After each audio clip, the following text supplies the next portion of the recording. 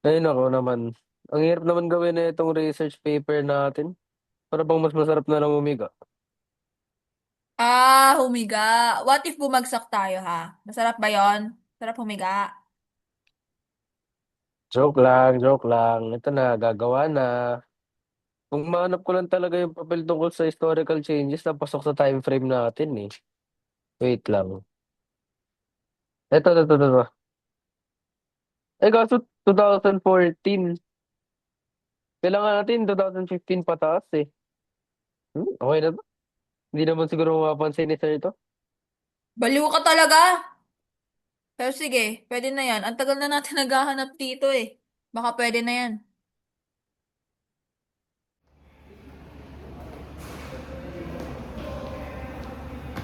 Andiyan ka, natapos yung RL. Ay nga pala may research.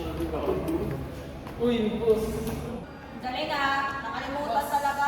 Bakit wala kayo kagabi? Secret. Yan yung magaling. Bakit sa labas kayo? Sir! Pasok na kayo. Magkakasa na kayo. Sorry po, sir.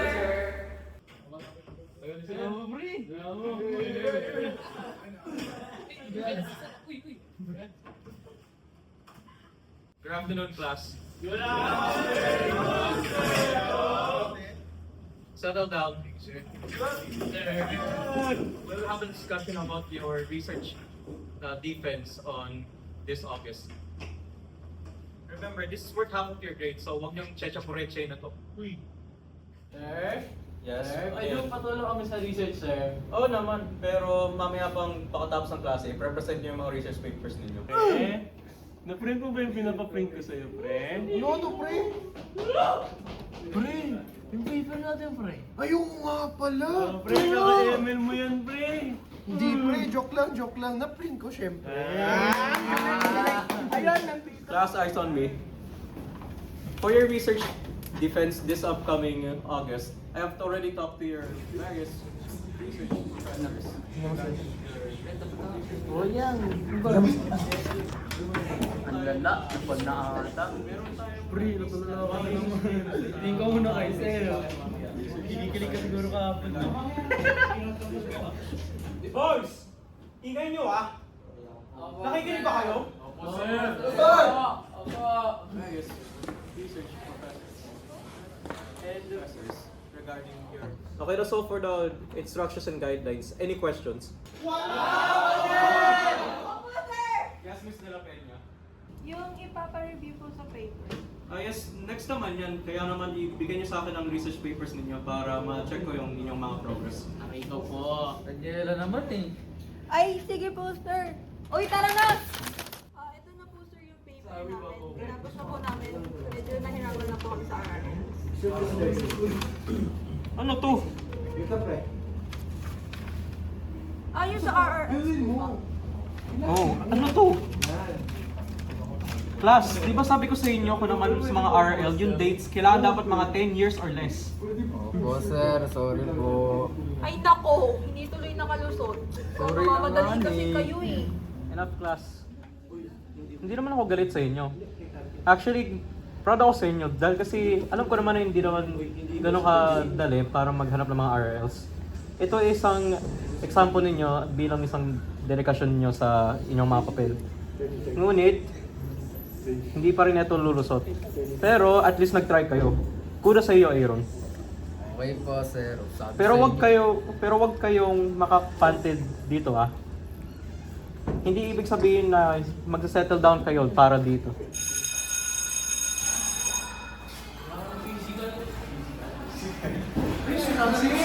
Basics, pre. Bumabagsak tayo, pre.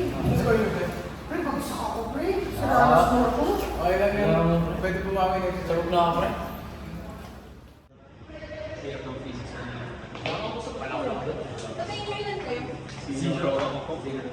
Uy, si sir ba yun? Hello, si sir. Si sir.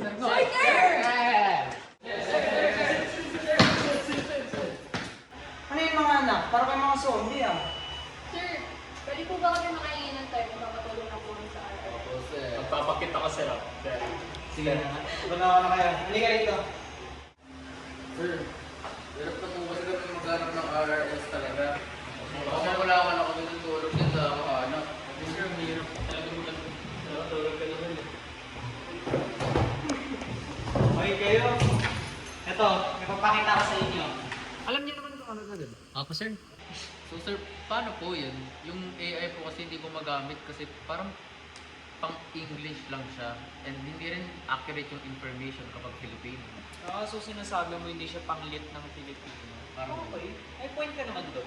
Kasi parang impractical siya, tapos mali-mali talaga yung info na yun. Opo sir, tas nagagamit naman po siya pero parang hindi siya pang research. Tama, hindi naman siguro. Uy, si Paeng ba yan? Uy, Paeng! Bukuhan ba? Buka ka na lang Paupuin niyo. Oo, totoo. Late ka.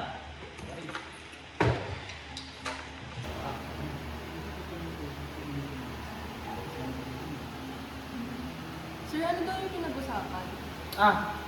Yung pinag-usapan namin, kasi yung mga kaklase mo, nag-reach out sa akin, hinabol akong parang mga zombie. Sabi daw, kailangan daw nila ng tulong para sa RRL nila.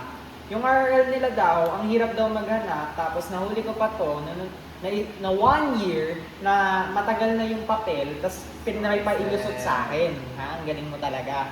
Pero, nagpapatulong sila sa akin kung paano maghanap ng RRL. Ngayon, in-introduce ko sa kanila yung AI. Ngayon, may tanong ka ba about sa AI at paano itong gagamitin? Wala naman ako tanong kasi pwede naman. Wala naman sinabi sa rubrics minsan na bawal yung gano'n. Tama naman, wala naman sinabi sa rubrics namin. Okay lang din naman. Tama na nga. Makakahanap din kami nito na makakatulong sa research namin. True. Ikaw ba, may alam ka bang usage other than AI? Kasi mga klase mo nagsabi din. Pwede rin siya pang tama ng grammar mo, pang proofreading ng research mo. Kasi in case may mga mali rin, hindi na rin magsayang sa iba kung babayaran ng pag-check sa'yo.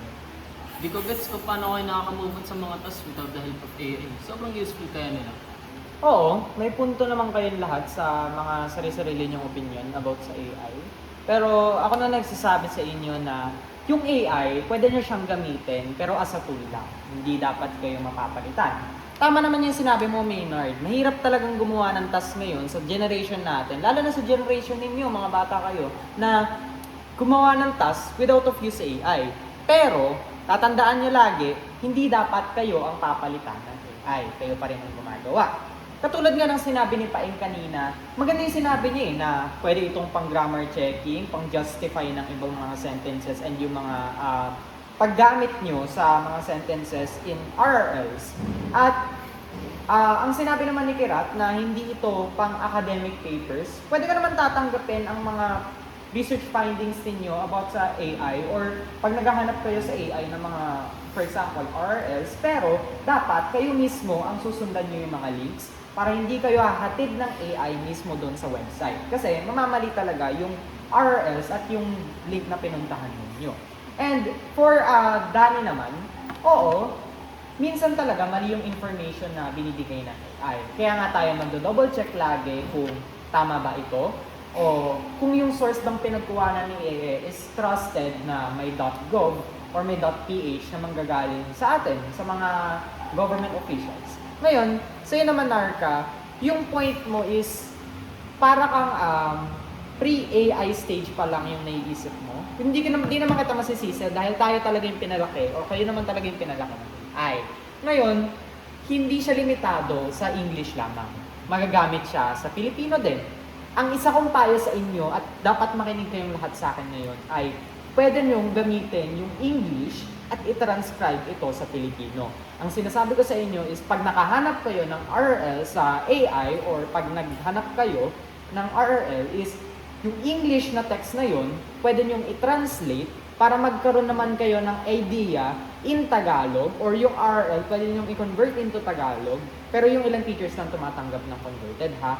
Pero pwede nyo pa rin sila i-transcribe as Tagalog na. Para hindi kayo mahirapan na maghanap ng fully Tagalog na mga research o ginawang mga research ng mga Pilipino. Opo, sir, magagawa ko. Sabi sa inyo eh, maganda ko sabi sir. Ikaw na lang panel namin sir. Ay, hindi pwede mga anak. Sige sir. Dali na, sir! Hindi talaga pwede ako papagalitan ng research advisor. Papakita ko sir. Pass, huwag na, hindi nagagana sa akin yun eh. Ayun nga lang. Okay, sir. Sige. Thank you po. Okay, sige. Magsiuwian na kayo. Thank you po. Sige, sir.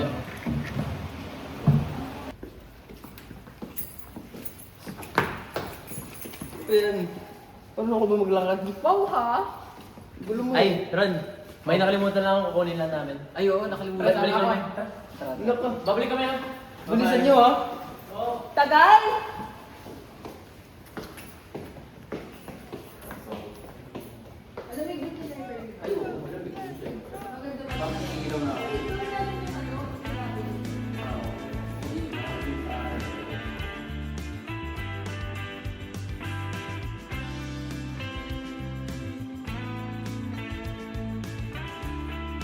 Ganda naman na ito. Ginayuma siguro ko na ito.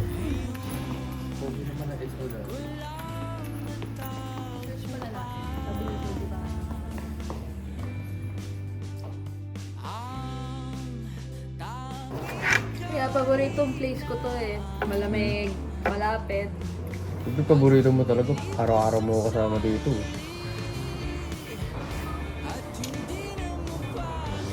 Kailangan pa na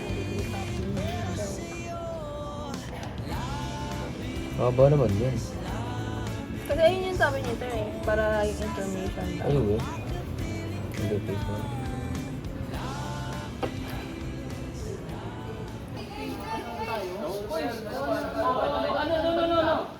Nalulungkot kong sabihin na. Bagsak tayo?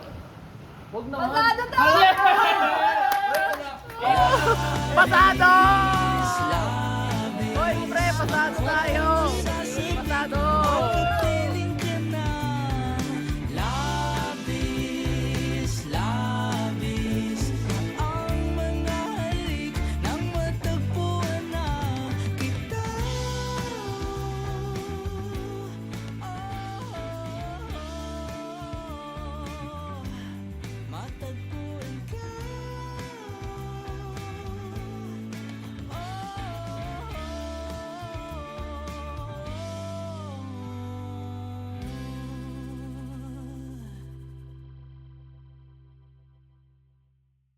Pogi naman ang expo natin. Action! Enough class daw eh! Ikaw na.